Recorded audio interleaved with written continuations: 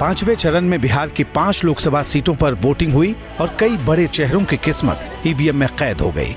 इसमें सबसे चर्चित चेहरा रहा लालू यादव की बेटी रोहिणी आचार्य का, जो पहली बार चुनावी मैदान में उतरी थीं।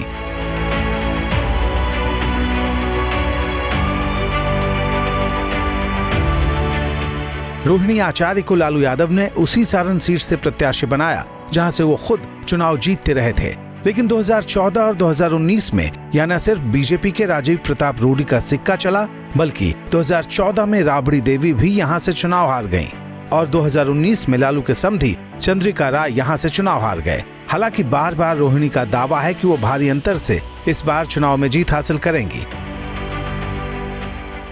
इस बार जनता को अपना हक अधिकार मिल करके रहेगा। जनता इस बार पूरी तरह से जागरूक हो गई है, एकजुट हो गई है और इनका मुंह तोड़ जवाब देने का काम करेगी।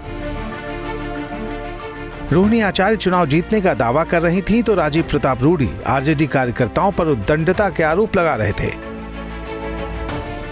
राष्ट्रीय जनता दल के कार्यकर्ता हार की स्थिति में उद्दंडता पर आ गए हैं, मारपीट कर रहे हैं। जब किसी पार्टी के लोग और विधायक मारपीट पर उतारू हो जाते हैं, निश्चित रूप से हार के संकेत वैसे पार्टी का मिलने लगता है।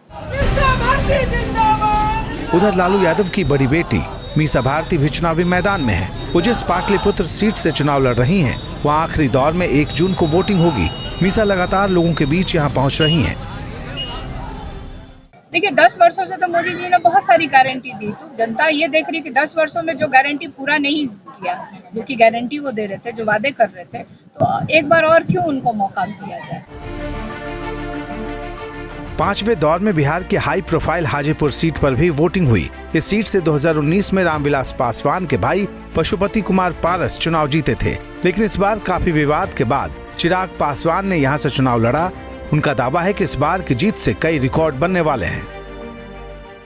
विकास और मेरे पिता का नाम पर्यायवाची रहे हैं हाजीपुर में। जो कार्य उन्होंने किए हैं उसको आगे बढ़ाने के संकल्प के साथ मैं निकला हूं। 55 साल में आज तक कोई हाजीपुर का बेटा एमपी नहीं बना, इसलिए हाजीपुर की तमाम मतदाता ने यह निर्णय लिया कि हाजीपुर का बेटा ही हाजीपुर का एमपी होगा और शिवचंदा राम ऐसे लोगों को जो है कि मदद कर रहा है। बिहार में 5वें चरण में मुजफ्फरपुर, सीतामढ़ी और मधुबनी सीट पर भी वोटिंग हुई। ये सभी सीटें 2019 में एनडीए के पास थीं, जिस पर इस बार महागठबंधन ने जोर लगाया है। अब तक बिहार के 40 में से 24 सीटों पर वोटिंग हो चुकी है, जबकि बाकी 2 चरणों में 16 सीटों पर मतदान बाकी है।